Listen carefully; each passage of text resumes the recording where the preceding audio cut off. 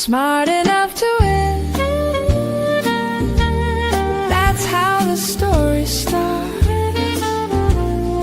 Learning is the edge that sets your work apart. When the stakes get high and the pressure never stops, smart learning in your pocket puts your business at the top. Welcome to the Learning Advantage, from insight to impact, where we're going to show how smart learning fuels real business results. I'm Deb Laurel, and I'm your host. So welcome to the Learning Advantage, from insight to impact. And today we're delighted to have Sibyl, I didn't ask how to say your last name. Badugu With us. She is a learning and development strategist with deep insights into the challenges and opportunities facing today's learning and development leaders.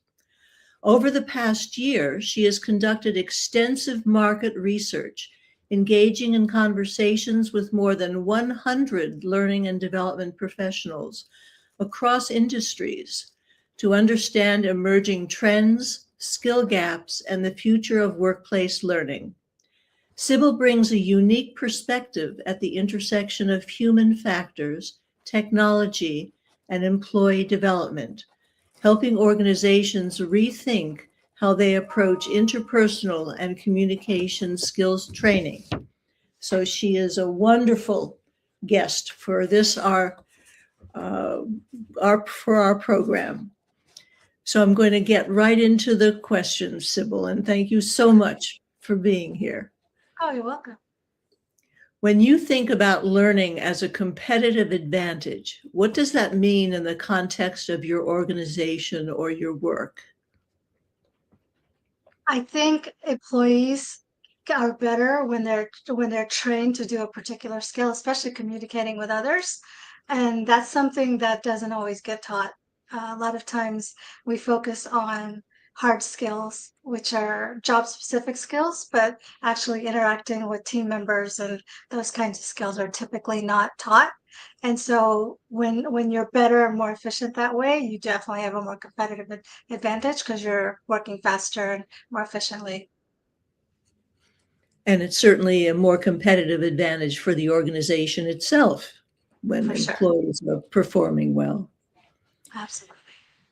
Can you share a specific example where a learning initiative moved from insight to impact and how you measured that impact?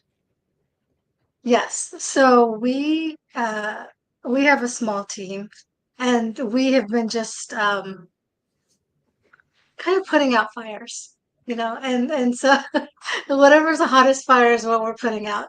But as we started to practice communicating better and even using some newer tools with AI, then we started like really monitoring what we're doing, how fast we're working, how quickly we're finishing our tasks. And so for us, that was a big change because I didn't realize it would make such a big difference. But that's what we measured from before and after, our velocity of how fast we were doing things. Oh, wonderful. Yeah. Very personal example. That's great. Yeah, for sure. What do you see as the biggest barrier preventing organizations from fully embracing lifelong learning, and how do you think we can overcome it?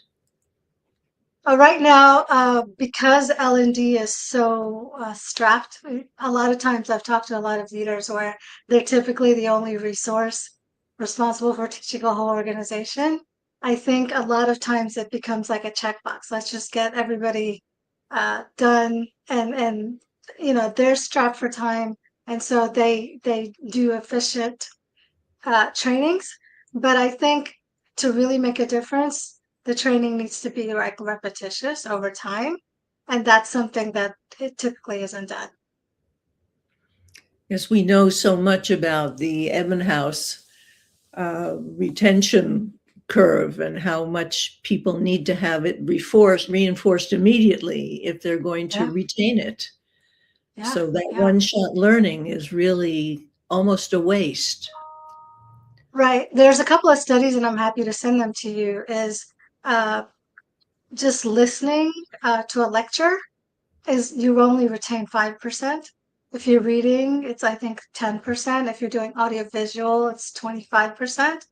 But it's still nowhere near like 75% if you do it over and over again and you do it immersively.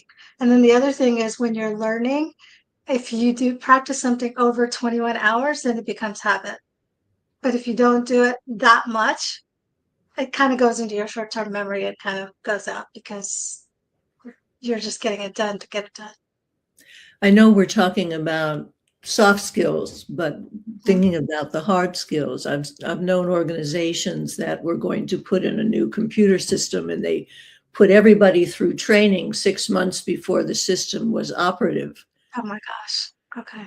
which is a waste because Yeah. unless they can start to use it immediately, why should they remember it? Our brain Yeah, it is, goes into your short-term memory and goes out. yeah. What are the top 3 challenges you will be struggling with in 2026? They all have to do with AI. So implementing it or bringing it in-house more because that would make us more efficient. And then the other thing is when we're talking, some of my team members are a little bit nervous about it. I mean, they understand it, but they feel like their jobs are going to get replaced. And I'm constantly having to make them feel like, no, this is just going to make you work faster. It's not going to replace you. And so there's that fear. And plus, it's changing constantly. Like almost every day when I get online or whatever, it's just like new things. And so the speed of everything changing is just overwhelming, not only to me as a leader, but to my team as well. Because when I'm feeling stressed about, there's all this new stuff, and we're an AI company, and so it feels a little. Kind of overwhelming, doesn't it? Yeah, for sure. So how do you plan to handle those challenges? Well, communication, just like especially with our team, is just easing them in and giving them little baby steps, so that you make it okay for them to use AI. But and if I do it, then they feel more comfortable doing it. So I do it very slowly and nurturingly. I don't know if that's a word, but just not threatening, but saying we can move faster, we can be more efficient, and we're still all going to be here. We're just going to work together. And so that's something that I spend time on a lot. And that's so excellent because it always comes from the top, that culture change. Yeah, And if they pick you're up on my modeling, anxiety. absolutely.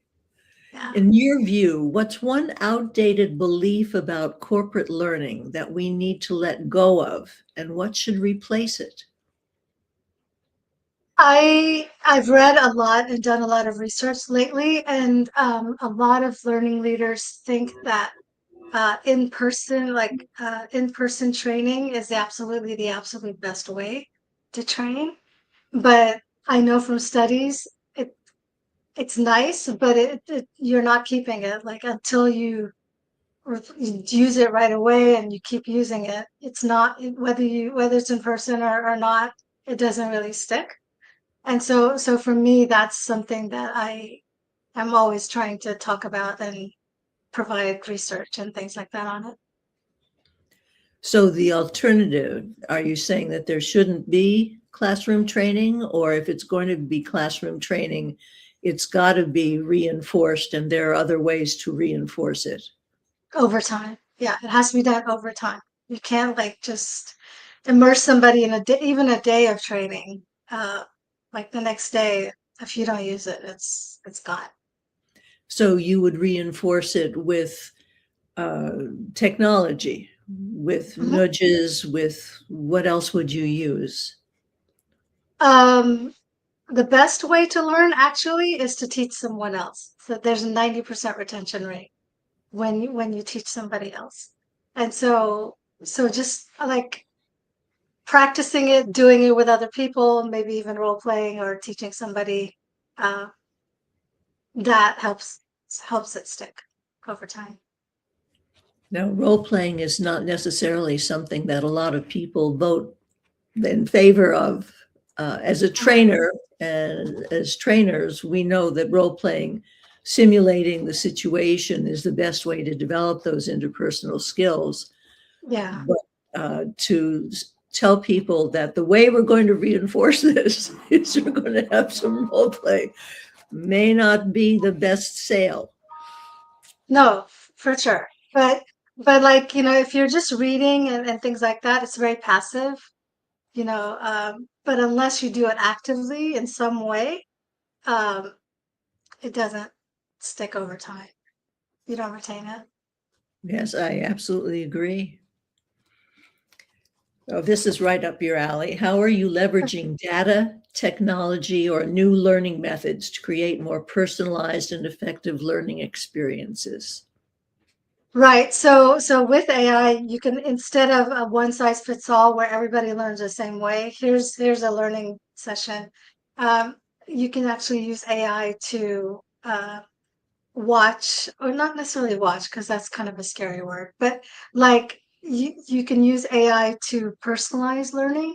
So if somebody is, let's say, a visual learner or a kinetic learner where they have to do something with their hands, you can actually tailor it for that person so that the chances of them retaining that information is a lot more, uh, it sticks, and so that's one way. And also after gathering this kind of data, then tailoring it and for the individual and the group and the organization is something that technology right now can do really well.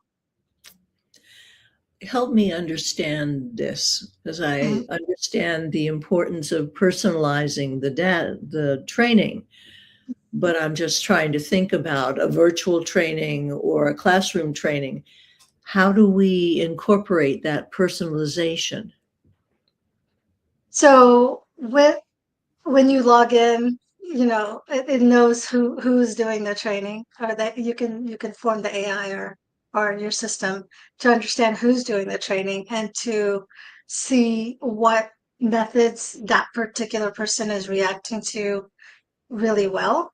And then just next time they get trained, use those same methods for that person, and not necessarily like here's the syllabus, go for it, and so yeah, you can actually not only tailor how they're learning, but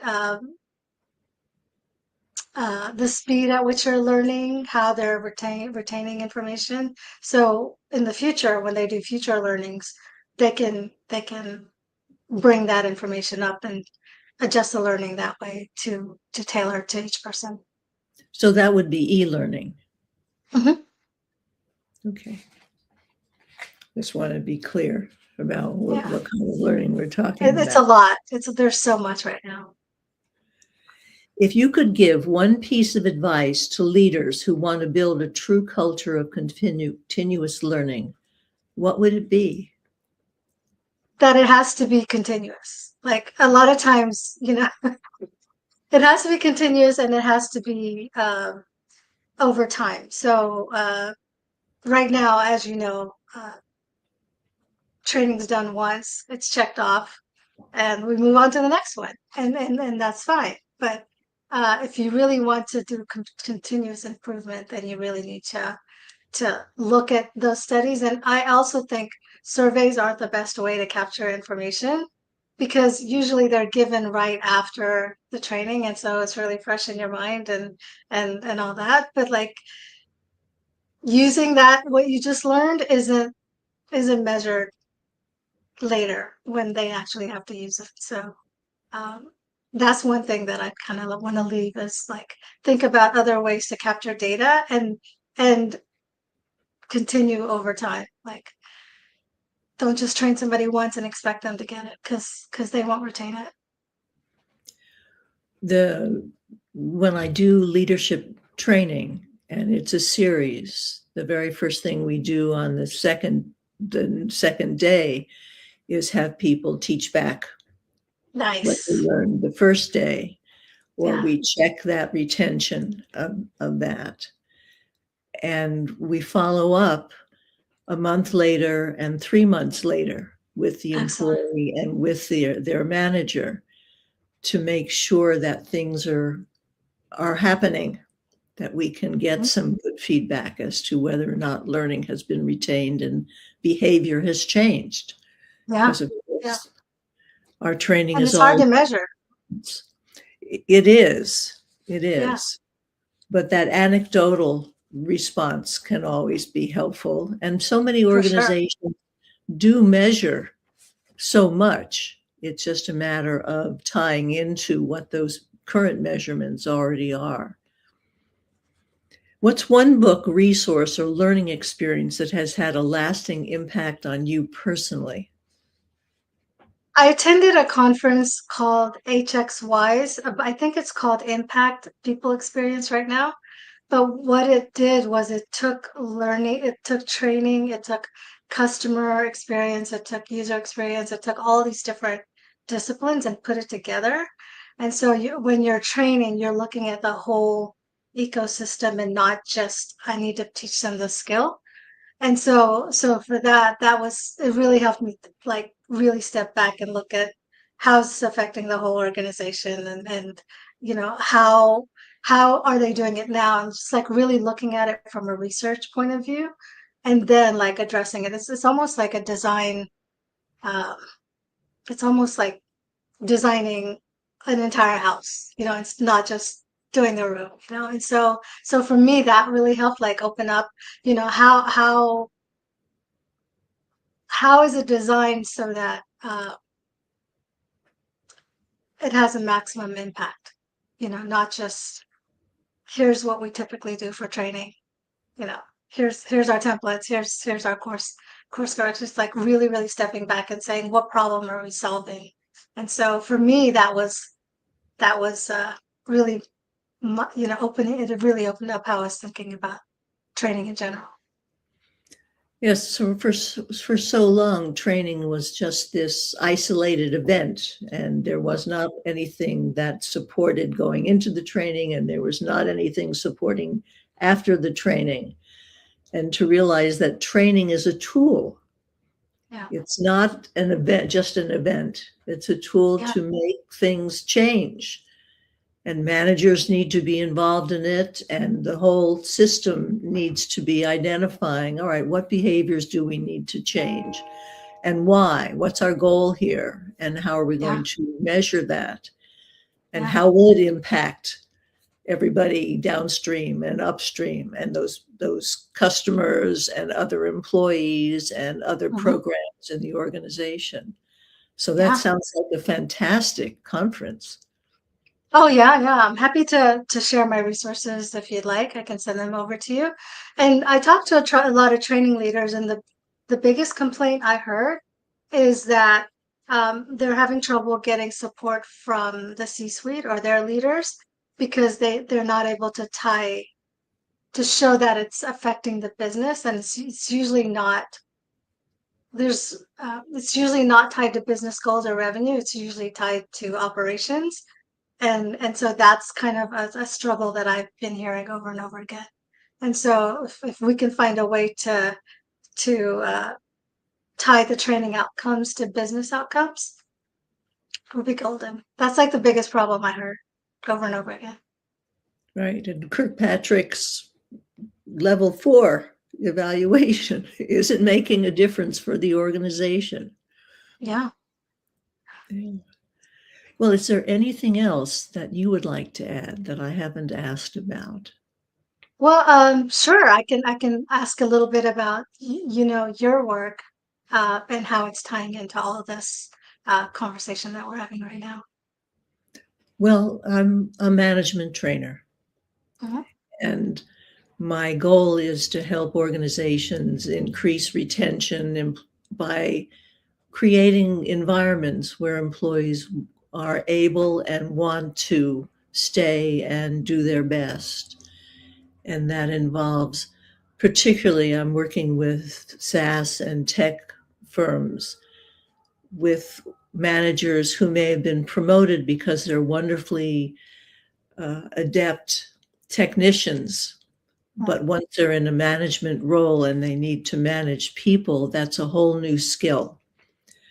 So teaching them how to delegate so that they're not a bottleneck for the organization and decisions that need to be made.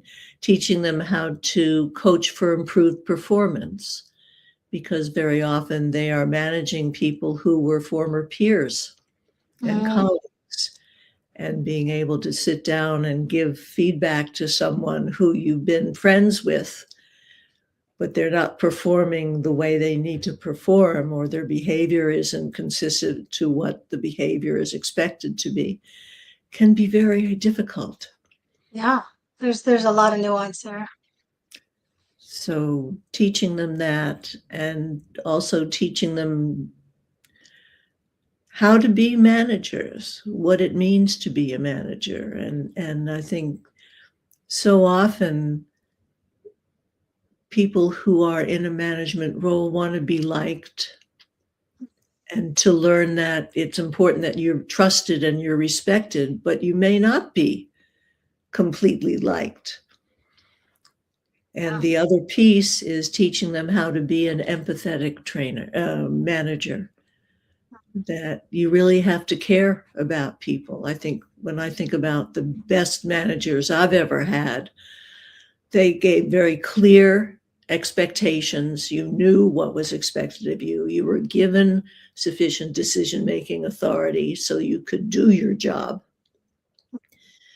And they cared about you as a person. So not that they got intrusive into your life, but they knew if you had something terrible going on in your family that you needed time off, that it wasn't made a difficult situation worse by having to choose your job or your family. Well, that's good. I love that. I love again, I kind of struggle with that too, is what the difference between wanting to be liked and wanting to be effective. And you know, there's sometimes there's not a clear-cut way to do that. So yeah, that's good. Well, thank you. I look forward to, of course. I look forward to learning more about your organization and what you do. And I'm happy to send the resources that I've talked about in case you find it helpful. And feel free to reach out on LinkedIn. Thank you. Well, I would very much appreciate information about those resources. And how can people who are watching contact you? What's the best? I'm on LinkedIn, so my spelling is right there on screen, and so I'm the only one that's like that. So I'm pretty easy to get or find. All right. Well, thank you so much, Sibyl. This has been You're a welcome, wonderful Deb. conversation. I appreciate your asking me about me. That was fun. Of course. And Well, good. a very happy New Year. Happy New Year to you, and wishing everyone lots of abundance in 2026.